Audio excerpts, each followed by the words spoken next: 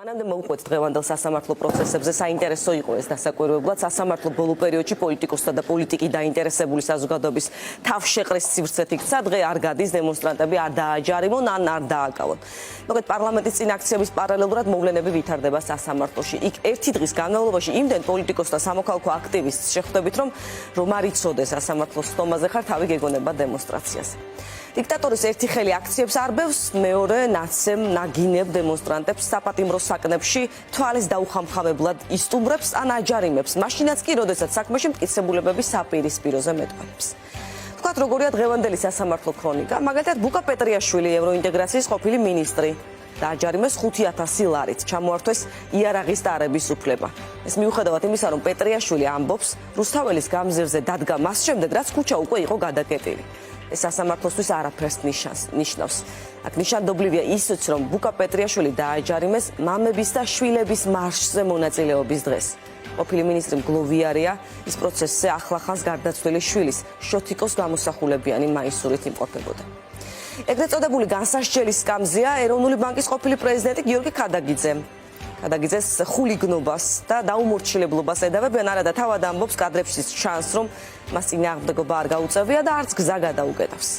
ეს ასევე იყო აქციების დროს დაკავებული დემონსტრანტების სასამართლო პროცესების სისხლის სამართლის საქმეებზე, მაგალითად პოლიციელზე თავდასხმას ედავებიან 21 წლის მათე დევიძეს, ის კადრებშიც ჩანს, წვრილ ჯოხს უქნევს პოლიციელებს, ამის გამო მას სისხლის სამართლის წესით 7 წლამდე პატიმრობა ემუქრება.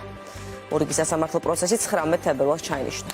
დღეს იყო ანტონ ჩეჩინის საქმის განხილვაც, ის რუსეთშიც პოლიტიკური დევნილი იყო, ჯერ ოპოზიციონერი პოლიტიკოსის ნავალნის მხარდაჭერის გამო, ახლა კი საქართველოში ნარკოდანაშაულს ედავებიან. მისი ადვოკატი ამტკიცებს, რომ პატიმრობა რეალურად საპროტესტო აქციებში მონაწილეობას უკავშირდება. ეს არის არასრული ერთი დღის ქრონიკა სასამართლოდან. აქ უნდა ვთქვათ ისიც, რომ სისტემის სტატისტიკაზე მეტყველებს ის ფაქტიც, რომ დაკავებულ პირებს აქვთ უსამართლობის განცდა. დღეს 7 თებერვალს საქართველოში პროტესტის ნიშნად შიმშილობს 4 ადამიანი. მაყურებელმა კარგად იცის 27 დღეა შიმშილობს ნეტგაზეთისა და ბათუმელების დამფუძნებელი მზია ამაღლობელი. 22 დღეა მისი სოლიდარობის ნიშნად შიმშილობს მუჰაჯირების შთამომავალი თემურ ქათამაძე. მეოთხე დღეა განაახლა ეს სულ ახალი ინფორმაციაა შიმშილობა პროევროპული აქციებისას დაკავებულმა ნიკოლოზ ჯავახიშვილმა, ის ადრეს შიმშილობდა 5 დღით, მაშინ მისი ჯანმრთელობა დამძიმდა. შიმშილობს აზერბაიჯანელი ჟურნალისტი აფქან სადიკოვი უკვე 142 დღეა. სოციალური სამართლიანობის ცენტრის ცნობით ამ დროისთვის მისი წონა 56 კილოგრამს შეადგენს, მან 40 კილოგრამზე მეტი დაიკლო. რა პროცესს ვადევნებთ ახლა ჩვენ საქართველოში თვალს, ეს დიქტატურის დამარცხების თუ დიქტატურის ჩამოყალიბების პროცესია. პოლიტიკით დაინტერესებულ საზოგადოებაში არაერთგვაროვანი აზრია, ზოგისთვის პირველი თეზისი სიმართლესთან ახლოს არის, ზოგისთვის მეორე. პოლიტიკოსი ნიკა გვარამია კი წერს, პატიმრებს ვერ ვშველით, მოშიმშილეების სიკვდილის პირას არიან, კარდინალური ცვლილებების დროა, რაც ყველამ ერთად უნდა მოვიფიქროთ. ციტატის დასასრული.